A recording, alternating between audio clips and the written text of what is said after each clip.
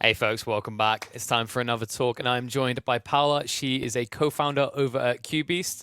I hope you're doing well, Paola, and I'm sure we're excited to learn what you've got to talk about because I believe you've got something for us to do with the big data ecosystem. So I'll let you get straight to it. Okay, thank you.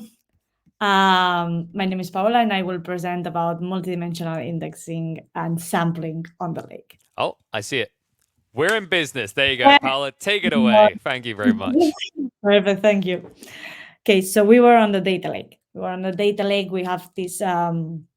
We have to build two different systems at the same time. We have to maintain these pipelines, copying the data from the data lake, moving into a data warehouse, and later on analyzing it. So in the next few years, the tendency it's what it's called a data lake house. So data lake house is basically having one single system for both your BI and your machine learning and analytics. One single place where you store the data, and this place it's efficient enough for you to query directly to the lake. So this is basically the ecosystem around data lakes that it's building nowadays, and it's when the multidimensional index enters there. Okay, we have the data lake cover. We get it. It's flexible because I can store like every single data there, and it's efficient because Lakehouse allow me to query directly from any BI tool to the lake. But what is an index, and how can an index help my data lake to run faster? So basically, an index is the first thing. Going to the basics is the first thing you search when you're trying to locate some data. So if you have like a book from different subjects, physics, chemics, mathematics, whatever. If I want to learn about physics, I will not like search the whole book and trying to find where physics are. So I will first search the index, check out what pages contain the physics information. I will go right to them. The same thing happens to databases and data management systems. So databases reading from disk or reading certain files, it's expensive if there are too many. So when we're talking about big data especially, but the index knows everything about where is certain data stored. So first consult the index and later retrieve the information. And on indexes, there are different types of index depending on the columns that you index on how you organize the information. And one of those are the multidimensional indexing. So this is an example of how a two-dimensional space will look like. And each of these regions of the space can be considered as a region of storage. And the index will know exactly if you're asking for a certain coordinates, exactly where is this information stored. For instance, the multidimensional index that I'm going to be talking about, and it's related to QBeast, and this is how we build a multidimensional indexing on the lake.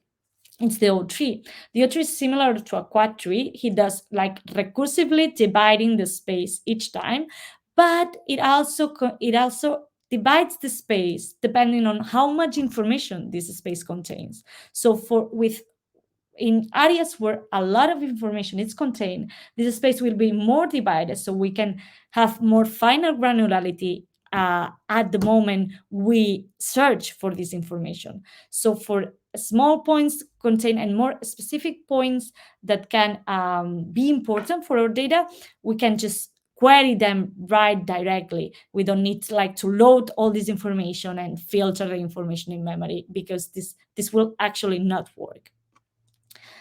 So aside from that, what can you do with this index? So we have, let's go to the previous one single step. We have these cubes of information, these regions of information, and what kind of answers can the index get?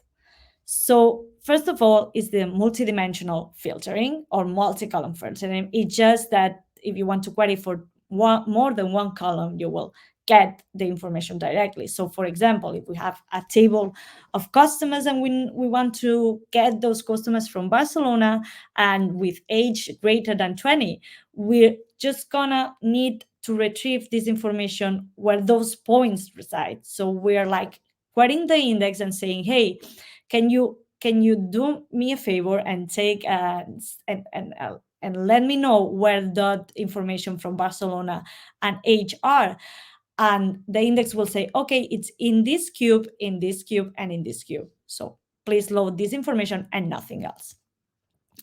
And also approximate queries. So we're saying that we're dividing the space based on how much data in this space, and we're also weighting this data in a manner that we know exactly in any of these cubes or region of space how much information or how much representative information it is there. So we know the percentage of sampling of information in each of these cubes. And when a user wants to know, for example, the average age of their customers, they only will need to load a sample of this information, because we can, with statistics, we can get an approximate result. And to get this sample, you don't need to load all the data. We just need to know where to stop the query. So we traverse this tree and we get, okay, this cube has 0.15% of information.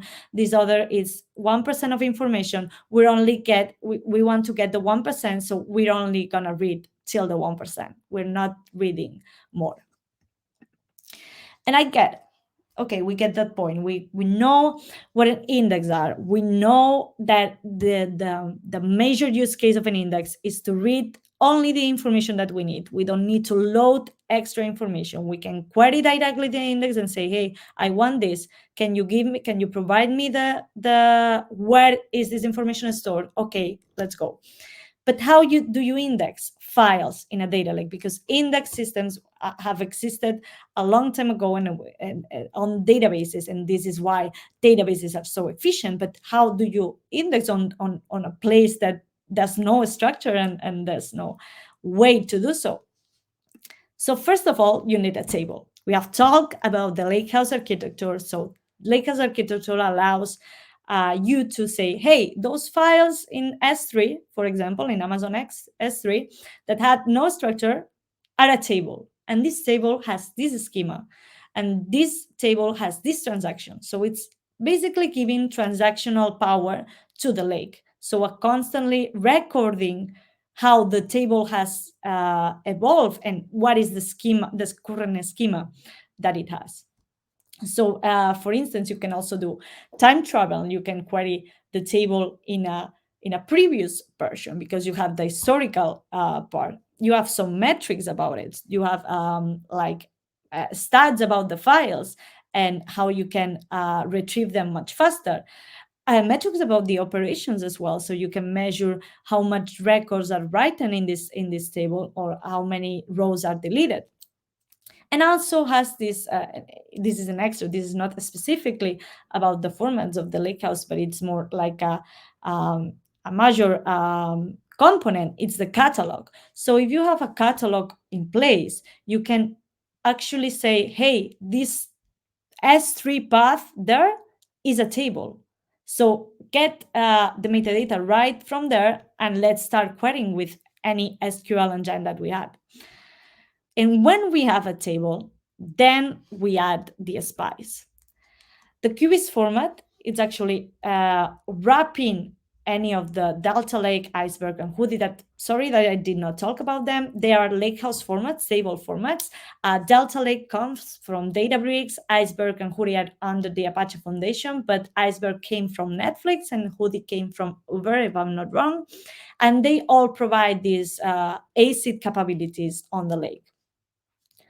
And on top of that, or as another layer of abstraction, is the QBIS format with the QBIS Spark project, which is basically it's based right now on Delta Lake, but we're working to try to be integrable with both Iceberg and Hoodie.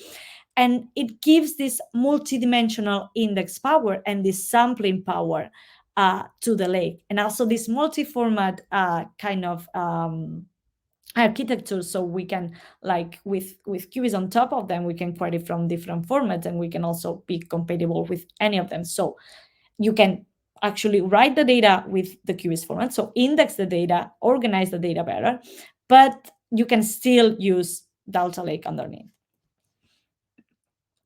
So yeah, the QGIS format has Apache's. It's implemented for Apache Spark. With Apache Spark, it's well, now I will talk about it, but it's a computing distributed computing engine. So you will process the data there. It has like two different APIs. One is the data frame, this TF part, which is basically a set of data, and you can write information in a path, in a table, wherever, and you can query this information through traditional SQL. The QGIS Spark is the project that it's the first open source version implementation of the QGIS format, and it's based on Delta Lake. So underlying this is this table format from Delta Lake. As I said, Apache Spark is a distributed computing engine, and it has several layers. So what we basically did is to, in this data input layer, the first one, which shows like different file formats, we develop a data source that it's QGIS, that is a layer of abstraction, and has these table properties and these indexing properties. And then on top of it, you can run some SQL as traditional Spark was made for. So okay, we said we index the data, but what is the output of this? So you just index and that's it. This is what it looks like. The directory structure when you organize the data with the QGIS. So the multidimensional indexing, it actually looks like that. So as you see, each of these files, let me check, each of these files will belong to a certain region of the space. So if you remember one of the first slides, we were showing that each region of the space is a region of the tree, etc. And each of these files will contain information about each of these region of a space. And this is about the data. So the data is stored in there. But what about the metadata? So where is the index placed? So the index is placed under the delta log. The delta log will contain any transaction that happens to the table, any metadata that the table has. Any of those things will be contained under the delta log. And this delta log will also add the metadata from QGIS to allow us to query first the metadata and then later on load the data. So let's get more into the delta log part. What information we can see there. On the delta log part, on these JSON files, we can see commit information. So who made this commit information? Not every commit will have the username and the email. It's something that you can configure. But who committed this information? The operation that has made the commit. So an operation can be an insert, an update, and delete, or whatever these database operations that you had on a table. Different operation parameters that you may have configured, and even notebook information. So we can get more in depth and we can query this delta log and see who committed more information on this table.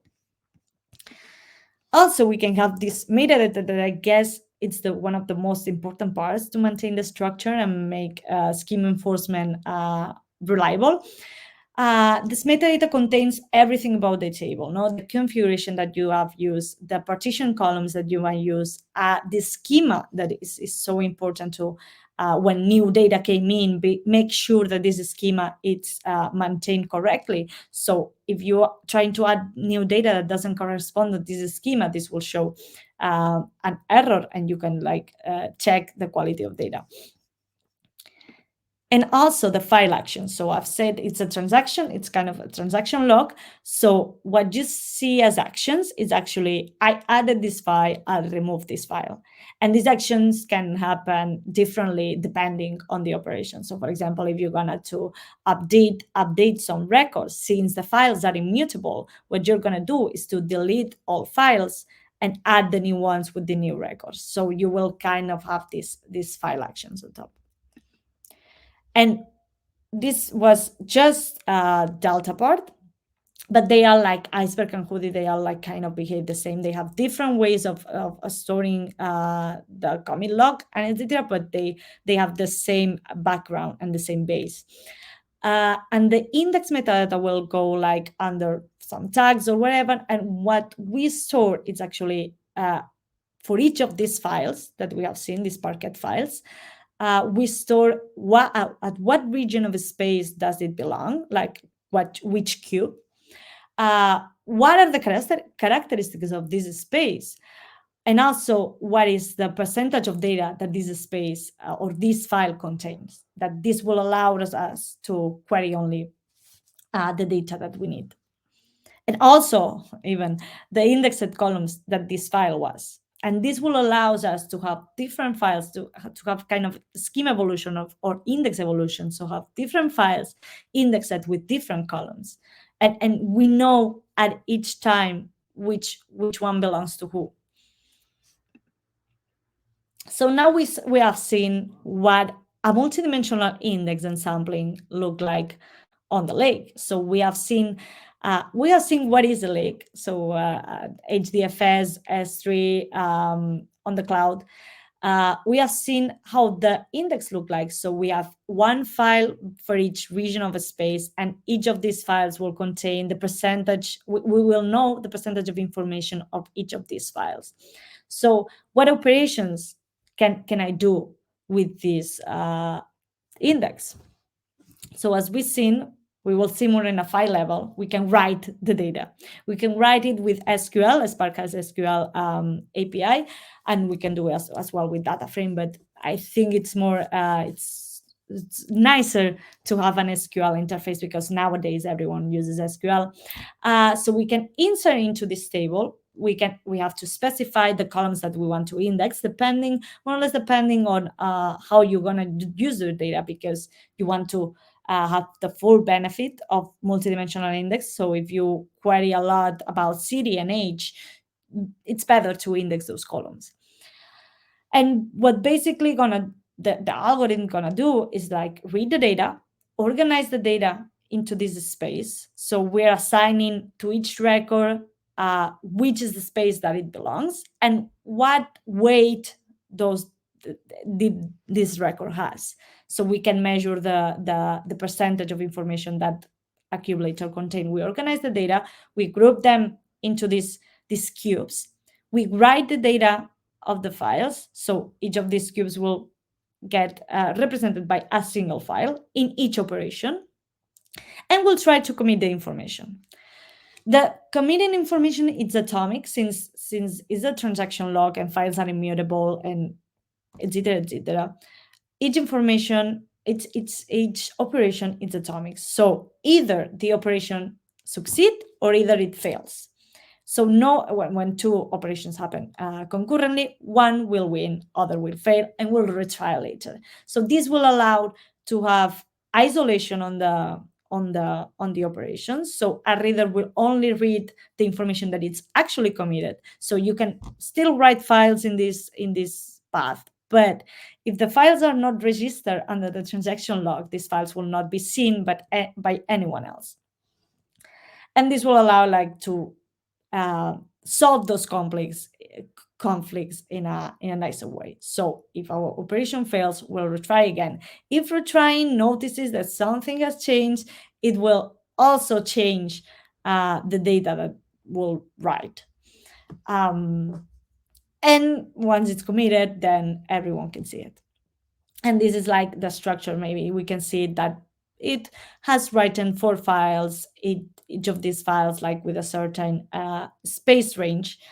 And we will see now how you can filter those files. So first of all, it's the filtering part. So we want to load the information about Barcelona again between the age of 20 and 30. We have seen these 4 files that we have written down. And we first of all, we will read the metadata of that table. I added this file, I removed this file. So we want to read how many files are added and what is the metadata of those files. With this, we will reconstruct the index and we will traverse the tree in order to find which files we need to satisfy the query. And once we add these files, we will only read these files. And same thing with sampling. Since we know that each of these files will belong to a certain region of the space, and the certain region of the space, we know exactly how percentage of information does it contain, we will also read first the metadata, we will filter the files that will match the 10%, and when we reach this percentage, we are done. And we will only read this single file, for instance. And with this single file, we'll get an average age of our customers. This is more like advanced technique for those who are Spark users.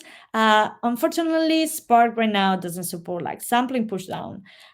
It's a shame because, pushdown, just a reference, pushdown the code, it's actually moving the code towards the data. So if imagine that you have like two big tables that you want to join, and you filter as well the information. You want to filter after the information. So instead of filtering after joining those big tables, you're going to filter before and load just a percent, not a percentage, but a part of the information that you're interested in, because you're not really going to use the other records. You're just going to use the records that you want to filter afterwards.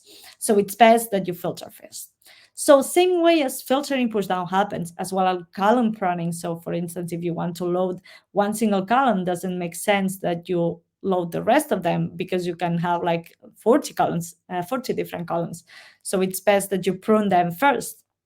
So the same way it will happen for sampling. So we want this sample to actually happens before loading any data.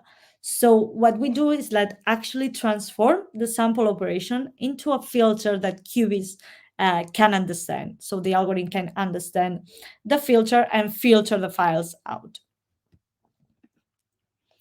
What can also be done, because this is more like we've seen that you can write, you can read, but we can also be optimizing this index. Optimizing means that you're going to replicate some information on the children, on the more lower levels.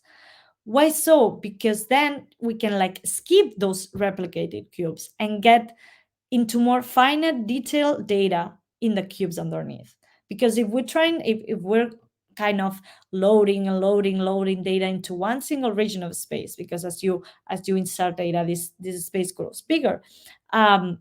We're gonna have like so big spaces that when you're trying to filter the information, you're gonna read a lot of records that you don't really want to read. So instead of having one single one or two or three single ones spaces with a lot of information, we're gonna split this information in the levels underneath. And then we can skip more cubes as we read. And another interesting brand new feature that we're gonna release soon, it's the compaction. Compaction is basically when we're trying to write information into a table, and we do this continuously, files and formats start to deteriorate, because we're creating a lot of small files, and when reading those massive amounts of small files, it's getting complex, because you have to like load the metadata of each of these files and blah blah blah, starting to get a bit overwhelming. So what we do is actually compact those small files into bigger ones. So what we have to do with QBeast, because we have each of these files belongs to a certain region of a space, we cannot like compact files randomly. We have to compact them with some knowledge of what we are compacting.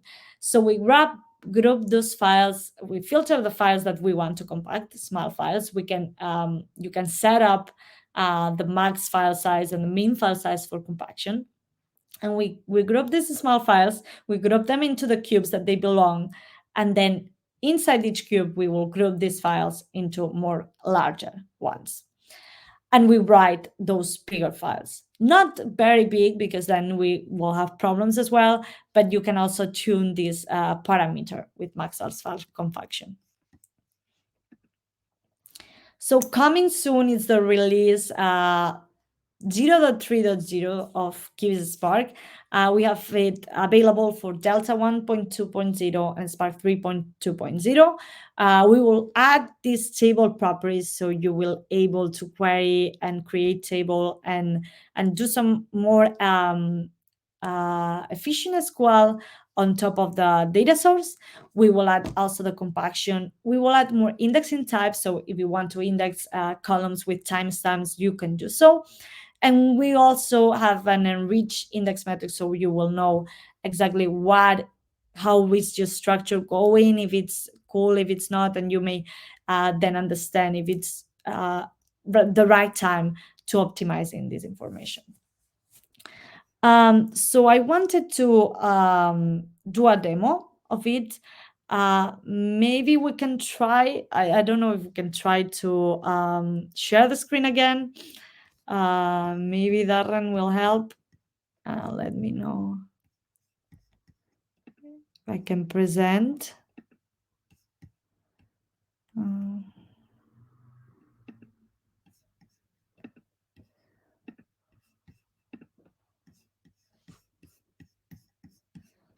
Okay.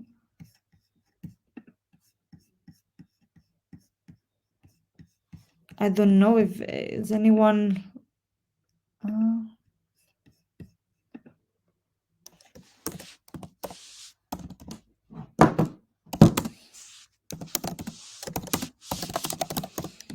Is it not presenting, Paola?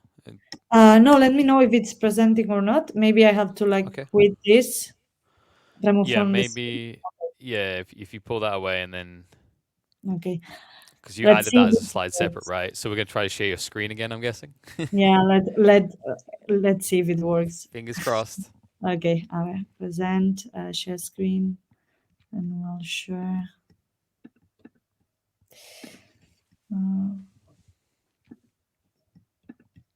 Let me see if I can.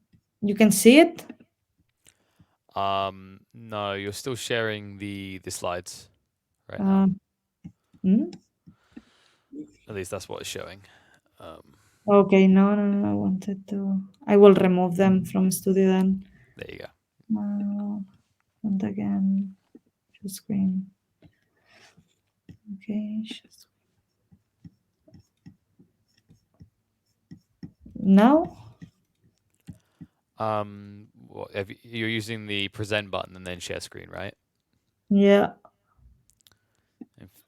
It should be coming up, but I don't see an option for it. Worst case scenario, we could try if you leave the call and then join again, maybe. Okay. Yeah. Okay, I will leave. Just write Okay. one moment and we'll come back. Okay, leave. Checkmate. This is now my show. All right, everyone buckle in. Let's teach you about. Okay, I'm not going to do that. Apologies, folks. Just a small technical hiccup. Should only be a matter of moments. Hopefully, we'll have Paola back and we'll be able to get her screen shared. Preferably without it freezing like it did earlier. So just wait for it to get in. And by the way, remember, we've still got one more talk after this. So, don't go anywhere at the end of this. We have got a keynote speaker, Brian, who will be on to close out Big Data Conference Europe. So definitely hang around. And looks like Paola is back. So I'll bring her back in. There we go. Please work. Okay, entire screen. Okay. Okay. Okay. We have this again. Well. I'm not gonna say anything then. Oh, that's unfortunate. Yeah, that's unfortunate, but I wanted to show a demo. Well, anyways, I will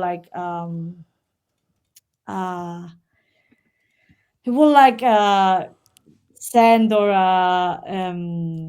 publish the recorded version of the demo. So anyways, we have anyone can see it in the end.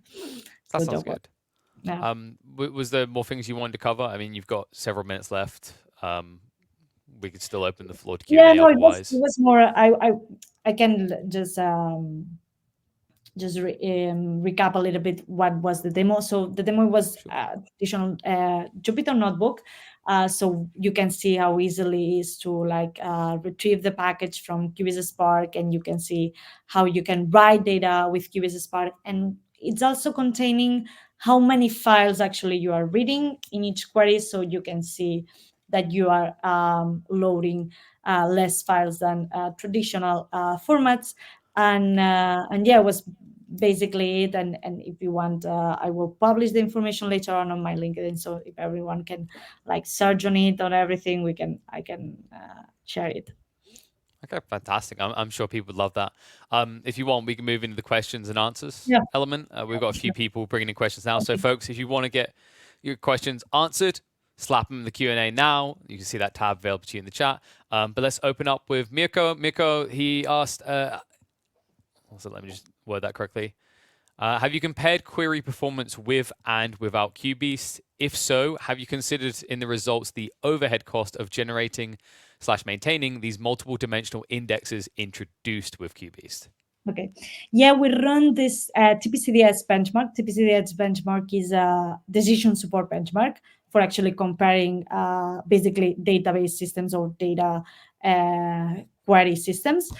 And of course, we see that on the writing part and on the processing this information, organizing it, we lost a little bit of time. Of course, we are still improving how we do so. We kind of going and researching on that part.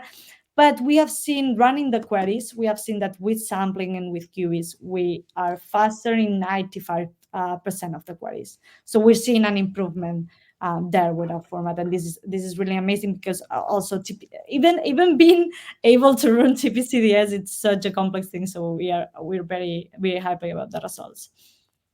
Fantastic. Okay, Vela, first of all, they say thanks for the presentation. Appreciate that. Based from what I saw in QB's GitHub repo, there is a serious query performance gain over standard Delta format, yet production usage is not recommended as said in the disclaimer there. When can we expect a stable production ready release?